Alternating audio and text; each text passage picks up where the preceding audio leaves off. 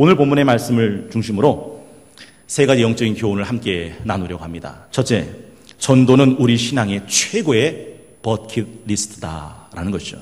전도는 우리 신앙의 최고의 버킷리스트다. 여러분, 버킷리스트 혹 들어보신 적이 있으십니까? 버킷리스트는, 버킷은 양동이를 말하고 리스트는 목록 매뉴얼을 말하죠. 그래서 버킷리스트 그러면 죽기 전에 꼭 하고 싶은 일, 죽기 전에 꼭 해야 될 일을 가리킬 때 버킷리스트라 그럽니다. 전 여러분이 궁금해서 여쭤봅니다. 여러분이 죽기 전에 꼭 하고 싶은 버킷리스트는 무엇이 있습니까? 그것이 무엇이든 한 가지는 잊지 마십시오. 저와 여러분의 인생 가운데, 버킷리스트 가운데 반드시 있어야 될 버킷리스트, 최고의 버킷리스트가 있다면 그건 전도라는 사실입니다. 왜 그러냐 하면 마태, 마가, 누가, 요한복음 4복음서의 마지막은 이 전도로 끝납니다. 마태복음 28장 18절에서 20절, 예수께서 나와 말씀하여 이르시되 하늘과 땅의 모든 권세를 내게 주셨으니 그러므로 너희는 가서 모든 족속을 제자 삼아 아버지와 아들과 성령의 이름으로 세례를 베풀고 내가 너에게 분부한 모든 것을 가르쳐 지키게 하라. 볼지어다 내가 세상 끝날까지 너희와 함께 있으리라. 마가복음 16장 15절도 이렇게 끝납니다. 또 이르시되 너희는 온 천하에 다니며 만민에게 복음을 전파하라. 믿고 세례를 받는 사람은 구원을 얻을 것이요 믿지 않는 사람은 정죄를 받으리라. 누가복음 24장 47절 48절도 이렇게 끝납니다. 또 그의 이름으로 죄 사함을 받게 하는 회개가 예루살렘에서부터 시작하여 모든 족속에게 전파될 것이 기록되었으니 너희는 이 모든 일의 증인이라. 요한복음 20장 21절은 이렇게 끝납니다. 다 함께 합독하겠습니다. 시작. 예수께서 또 이르시되 너희에게 평강이 있을지어다. 아버지께서 나를 보내신 것 같이 나도 너희를 보내노라. 이 모든 것에 하나는 전도입니다. 이것이 마지막 사복음서의 결론이더라 하는 거죠. 오늘 본문도 이렇게 시작해요. 하나님 앞과 살아있는 자와 죽은 자를 심판하실 그리스도 예수 앞에서 그가 나타나실 것과, 그가 나타나신다는 건 뭐죠? 재림. 예수님이 재림하는 날은 어떤 날입니까? 세상의 마지막 종말, 심판이 많은 때요. 그 종말을 두고 내가 엄히 명하노니 2절 너는 말씀을 전파해라. 때를 얻든지 못 얻든지 항상 힘쓰라 라고 말씀해 주고 계십니다. 세상의 마지막 종말 앞에 가장 위대한 버킷리스트는 딱 하나입니다. 전도입니다. 오늘 본문에도 사도 바울이 6절에 그랬죠. 전제와 같이 내가 벌써 부어지고 나의 떠날 시각이 가까웠도다. TBC 성경대학을 함께 공부하시는 분은 반가울 겁니다. 전제가 나왔죠. 지난주에 공부했던 겁니다. 희생제사와 성결. 하나님께서 이스라엘 백성에게 주신 5가지 제사가 있습니다. 번제, 화제, 번제, 화목제, 소제, 속죄제, 속건제. 이 5가지 제사를 드리는 방법에 따라서 4가지 제사법이 있습니다.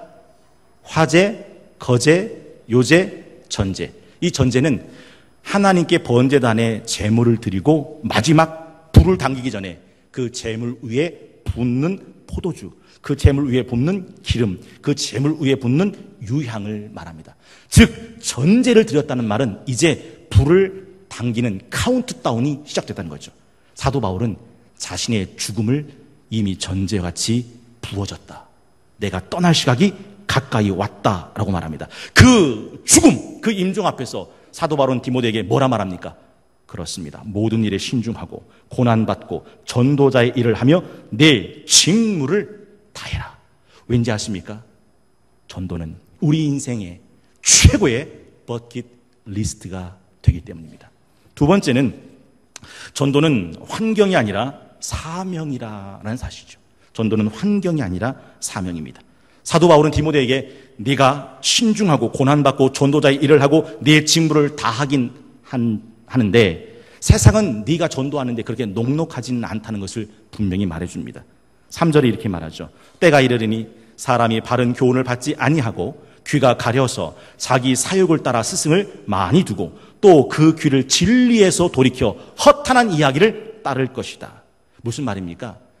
너는 전도자의 직무를 다 감당해야 되겠지만 세상은 그렇게 녹록하지 않다는 겁니다. 네가 전도한다고, 네가 복음을 전한다고 어머 고마워요, 그런 귀한 말씀이 있었군요 라고 믿고 날름날름 넙죽넙죽 받아들이는 그런 세상이 아니라는 겁니다. 그러기엔 이미 이 세상은 타락했고 바른 교훈 같은 것, 진리 같은 건 관심도 없고 귀가 가려워서 자기 욕심에 사욕을 따라 허탄한 이야기들을 따라갈 세상이라고 말해주고 있습니다.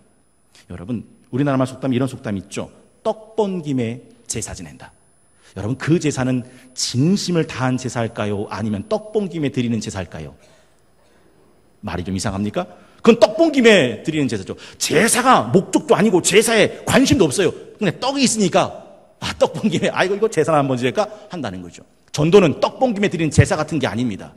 떡이 없으면 떡을 찧어서라도 시루를 닦아놓고 쌀을 담아서 떡을 찧어서라도 떡을 만들어서 드려야 될 제사가 전도다 하는 것이죠. 사실 환경을 살피고 환경을 따지는 사람 치고 뭐 하나 제대로 하는 사람 없습니다.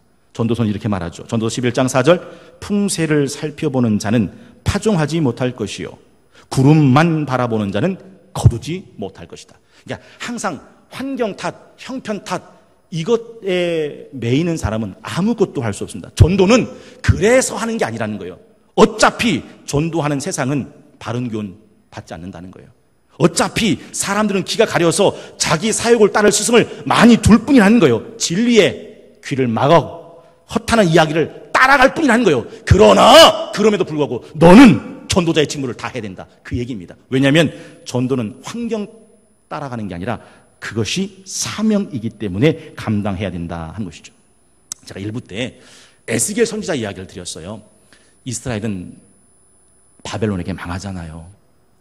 바벨론의 포로로 끌려가잖아요. 노예 생활을 하잖아요. 그때 하나님은 에스겔을 불러서 이스라엘 백성에 보냅니다. 그리고 내가 너희의 하나님임을 전하라고 에스겔에게 명령을 내리죠. 그때 성경에 보면 그러나 내가 너를 이스라엘 땅에 보내지만 이스라엘 백성은 너를 받아주지 않는다는 거예요. 그때 장면을 에스겔 2장 3절에 보면 이렇게 되어 있습니다. 말씀을 한번 집중해서 들어보십시오. 네가 가고 있는 내 말을 전하는 이스라엘 백성이 어떻게 강팍한 백성인지를 보여줍니다. 내게 이르시되 인자야 내가 너를 이스라엘 자손 곧 패역한 백성 나를 배반하는 자에게 보내노라. 그들과 그 조상들이 내게 범죄하여 오늘까지 이르렀나니 이 자손은 얼굴이 뻔뻔하고 마음이 굳은 자니라. 내가 너를 그들에게 보내노니 너는 그들에게 이르기를 주 여호와의 말씀이 이러하시다 하라. 그들은 패역한 족속이다. 그들이 듣든지 아니 듣든지 그들 가운데 선지자가 있음을 알지니라. 인자야 너는 비록 가시와 찔레와 함께 있으며 전갈 가운데 거주할지라도 그들을 두려워하지 말고 그들의 말을 두려워하지 말지어다. 그들은 패역한 족속이라도 그 말 두려워하지 말고 그 얼굴을 무서워하지 말지어다. 그들은 심히 패역한 자라. 그들이 듣든지 아니 듣든지 너는 내 말로 고할지어다. 여러분 이 말씀 이해되십니까? 하나님은 에스겔 선지자에게 이스라엘 백성을 가서 말씀을 전하라고 하셨습니다. 그러나 가르쳐 주셨던 거예요. 내가 너를 보내지만 이스라엘 백성은 네 말을 고분고분 듣지 않을 거야. 왜요? 그들은 이미 패역한 민족이니까, 하나님을 배반한 민족이니까, 얼굴이 뻔뻔하니까, 마음이 굳어버렸으니까. 그러니 그들이 네가 전한다고 할 때 안 들을지도 몰라. 아니 안 들을 거야. 그러나 너는 그들이 듣든지 안 듣든지 내가 전한 말을 전해라. 그들의 얼굴을 두려워하지 마. 그들의 얼굴은 어떤 얼굴일까요? 냉소적인 얼굴. 그들의 말 무서워하지 마. 그들의 말은 어떤 말일까요? 찌르는 말. 그래서 성경 말합니다. 그들을 가시 같고 찔레 같고 전갈 같다. 전갈은요 독을 쏴서 죽이는 거 아닙니까? 그런데 넌 그들이 듣든지 듣지 않든지 가서 내 말 전하면 돼. 이게 하나님이 에스겔 선지자에게 하셨던 말씀입니다. 환경이 좋아서가 아니에요. 환경이 열악할지라도 내가 너를 보내니 너는 가서 말해라. 왜요? 전도는 환경 따라 하는 게 아니고 사명이기 때문에 하는 것이다 하는 거죠. 생각해 보십시오. 예수님께서 이 땅에 오셨을 때 세상 사람들이 예수님을 환영합니까? 아니요. 요한복음에 보면 이렇게 되어 있어요. 요한복음 1장 10절. 그가 세상에 계셨으며 세상은 그로 말미암아 지은 바 되었을 때 세상이 그를 알지 못하였고 자기 땅에 오매 자기 백성이 영접하지 아니하였도다. 그러면 하나님께서 예수님을 이 땅에 보내실 때 이 세상의 오신 예수님을 세상이 영접하지 않을 거란 걸 아셨을까요? 모르셨을까요? 아셨죠. 이 세상에 보내면 이 사람들이 예수님을 십자가에 잔인하게 죽일 거란 걸 아셨을까요? 모르셨을까요? 아셨죠. 내가 내 아들을 보내면 이스라엘 백성들은, 이 땅의 사람들은 내 아들을 환영할 거야, 모셔드릴 거야, 믿을 거야, 신뢰할 거야. 아닙니다. 영접하지 않을 줄 알지만 그런 세상에 예수님을 보내신 거예요. 예수님은 그런 세상에 오셨더라 하는 것이죠. 예수님이 그런 세상에 나를 받든지 받지 않든지 상관없이 오셨다면 나도 그 사람이 하나님의 말씀을 받든지 받지 않든지 상관없이 그 말씀을 전해야 한다 하는 거죠. 왜요? 전도는 환경 따라 하는 게 아니고 사명을 따라 하는 것이기 때문에 그렇더라 하는 것이죠. 로마서 12장 2절에 그 유명한 말씀 있죠. 너희는 이 세대를 본받지 말고 마음을 새롭게 함으로 변화를 받아 하나님의 선하시고 기뻐하시고 온전하신 뜻이 무엇인지 분별해라. 여러분은 하나님의 선하시고 기뻐하시고 온전하신 뜻이 무엇인지 아십니까? 만약 여러분이 저한테 물어보신다면 저는 조금도 주저하지 않고 자신 있게 대답할 수 있습니다. 하나님의 선하시고 기뻐하시고 온전하신 뜻은 이겁니다. 전도. 그래서 고린도전서 1장 21절에 이렇게 말씀합니다. 우리 다 함께 읽어보겠습니다. 시작. 하나님의 지혜에 있어서는 이 세상이 자기 지혜로 하나님을 알지 못하므로 하나님께서 전도에 미련한 것으로 믿는 자들을 구원하시기를 기뻐하셨도다. 하나님은 전도로 믿는 자를 구원하시기를 그 무엇보다 기뻐하신다 하는 거죠. 여러분, 우리 송동교회 주일학교에 환희라는 아이가 있어요. 김성근 목사님, 환희를 알고 계십니까? 환희가 6살입니다. 근데 환희가 다니는 유치원 선생님한테 이렇게 물었대요. 선생님은 왜 교회 안 다니세요? 선생님은 왜 예수님 안 믿으세요? 교회 다니고 예수님 믿어야 되는데, 그래야 천국 가는데, 교회 안 다니고 예수님 안 믿으면 지옥 가는데, 선생님도 교회 다니고 예수님 믿어서 천국 가세요. 6살짜리 환희, 그 유명한 김송동 집사님 아들이에요. 부전자전이에요. 부전자전. 제가 그 얘기를 들으면서 얼마나 막 흐뭇하고 기쁜지. 6살짜리가 교회 다니고 예수님 믿고 천국 가세요. 선생님. 얘기하는 거예요. 전 여러분에게 한번 여쭤보고 싶은 거예요. 여러분의 입으로 누군가에게 이 복음을, 이 전도를 해보신 적이 있으십니까? 저는 이런 상상을 한번 해봐요. 우리 교회가 이게 교인들이 많이 앉아 계시잖아요. 근데 이 교인들을 싹 치우고 거기다가 여러분이 앉아 계신 자리에다가 지옥에 있는 사람을 데려다가 앉혀 놓으면 그분들은 우리 송동교회에서 어떻게 신앙생활을 할까? 여러분 생각에는 지옥에서 데려온 사람이니까 이 송동교회에서 지옥같이 송동교회를 개판 만들 거라고 생각하십니까? 아니면 전하고 기도해 매일 증인 되리라 세상 모든 사람 다 듣고 그 사랑 알도록 막 전도의 열정에 타오를 거라고 생각하십니까? 여보세요? 여러분 생각에 내가 앉는 자리 지옥에 있는 사람한테 양보하면 그 사람은 내가 앉는 자리에서 성동교회에서 어떻게 신앙생활 할 거라고 생각하십니까? 목사님, 아마 그들은 평생 예수 그리스도의 복음을 전하는데 올인할 겁니다. 그렇죠? 그러면 우리는 지금 지옥에 있는 사람보다 못한 신앙생활을 하고 있는 거예요, 지금? 그러면 누가 지옥에 가서 있어야 되는 거예요, 도대체? 여러분, 정말 중요한 거죠. 정말. 환경이 아니에요. 그건 사명이죠. 언더우드를 기억하십니까? 우리나라의 최초의 복음을 전해준 선교사. 저희 할아버지에게 복음을 전해주시던 분이고, 저희 할아버지는 저희 아버지에게 복음을 전하셨고, 저희 아버지는 저한테 복음을 전하셨어요. 제가 언더우드 핫라인에 들어있어요. 여러분은 지금 고광희 목사로 통해서 복음을 듣고 계신 겁니다. 언더우드 선교사가 조선 땅에 처음 왔을 때 이런 기도문을 드려요. 오 주여, 지금은 아무것도 보이지 않습니다. 주님, 메마르고 가난한 땅, 나무 한 그릇 시원하게 자라오르지 못하고 있는 땅에 저희들을 옮겨와 심으셨습니다. 그 넓고 넓은 태평양을 어떻게 건너왔는지 그 사실이 기적입니다. 주께서 붙잡아 뚝 떨어뜨려 놓으신 듯한 이곳, 지금은 아무것도 보이지 않습니다. 보이는 것이라고는 고집스럽게 얼룩진 어둠뿐입니다. 어둠과 가난과 인습에 묶여있는 조선 사람들 뿐입니다. 그들은 왜 묶여있는지도 고통이라는 것도 모르고 있습니다. 고통을 고통인 줄 모르는 자들에게 고통을 벗겨주겠다고 하면 의심부터 하고 화부터 냅니다. 조선 남자들의 속셈이 보이지 않습니다. 이 나라 조정의 내심도 보이지 않습니다. 가마를 타고 다니는 여자들을 영영 볼 기회가 없으면 어찌하나 합니다. 조선의 마음이 보이질 않습니다. 그러나 주님, 순종하겠습니다. 겸손하게 순종할 때 주께서 일을 시작하시고 그 하시는 일을 우리들의 영적인 눈이 볼 수 있는 날이 있을 줄 믿나이다. 믿음은 바라는 것들의 실상이요 보지 못하는 것들의 증거니라고 하신 말씀을 따라 조선의 믿음의 앞날을 볼 수 있게 될 것을 믿습니다. 지금은 우리가 황무지 위에 맨손으로 서 있는 것 같사오나, 지금은 우리가 서양 귀신 양귀자라고 손가락질을 받고 있사오나, 저들이 우리 영혼과 하나인 것을 깨닫고 하늘나라의 한 백성 한 자녀임을 알고 눈물로 기뻐할 날이 있음을 믿나이다.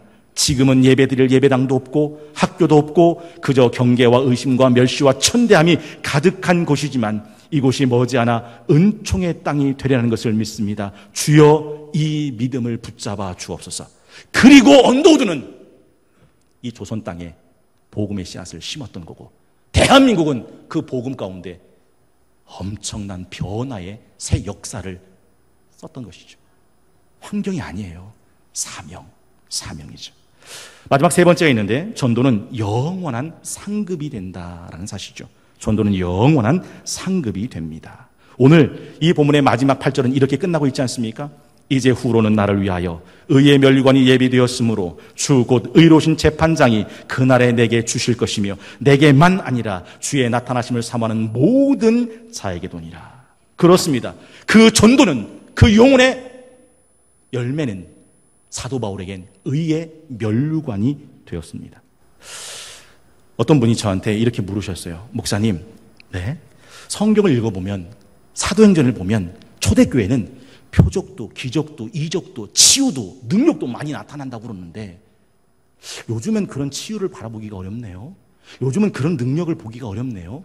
왜 성경 속에는, 왜 초대교회는, 왜 사도행전은 그렇게 많이 나오는 표적, 이적, 기사, 치유, 신유의 능력들이 왜 요즘은 안 일어나는 겁니까? 라고 물으시더라고요. 여러분은 그 이유를 아십니까? 초대교회 때는 이런 일이 있었습니다. 사도행전 5장 42절. 그들이 날마다 성전에 있든지 집에 있든지 예수는 그리스도라고 가르치기와 전도하기를 그치지 아니하니라. 초대교회, 사도행전은 교회는요, 예수 그리스도의 복음을 전도하는데 한순간도 멈칫거리잖아요. 그 복음을 계속해서 전하는 거예요. 그래서 초대교회 사도행전에는 표적과 이적과 기사와 능력이, 치유와 신유가 나타나기 시작했다라는 거죠.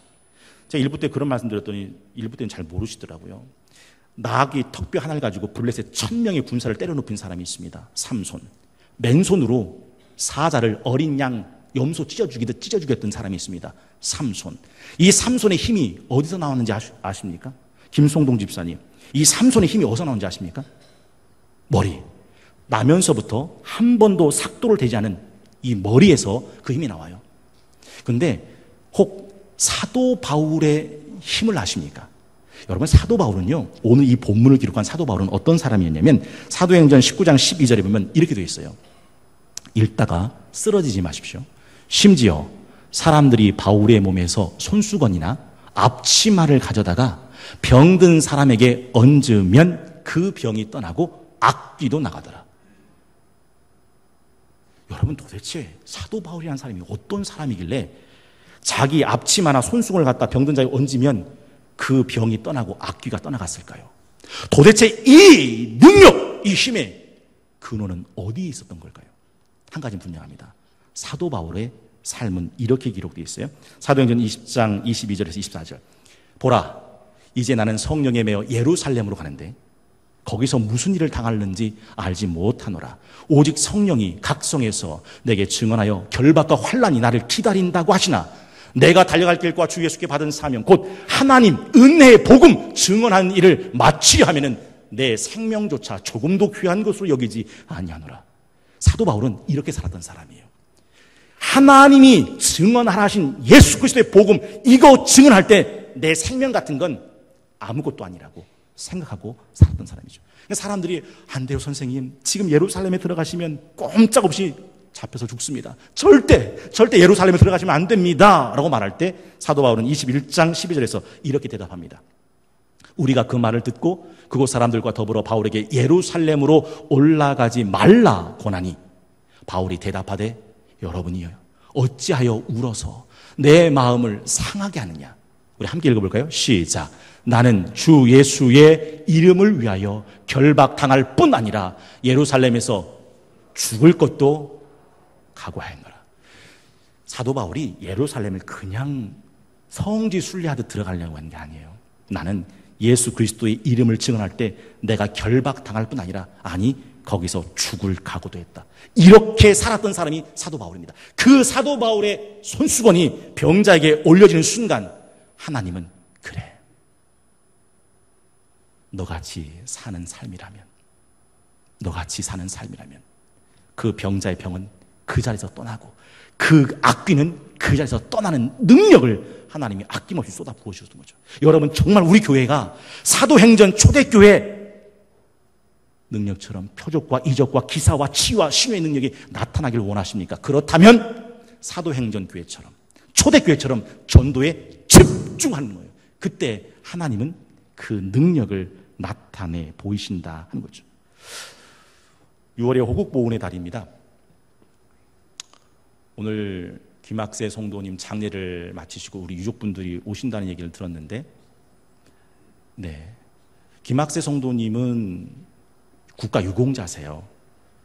나라를 위해서 공을 많이 세웠죠. 참 제가 국가 유공자 장례는 처음인 것 같은데 평생 사시면서 나라가 연금을 주셨어요.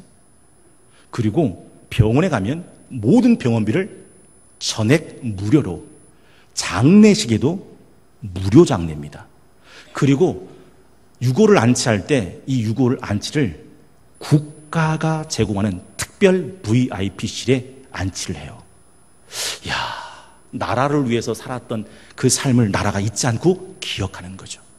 여러분, 이 땅의 나라를 위해서 살았던 인생도 그러하다면 하나님의 나라를 위해서, 영혼의 구원을 위해서 살았던 삶을 하나님께서 어떻게 축복하실까?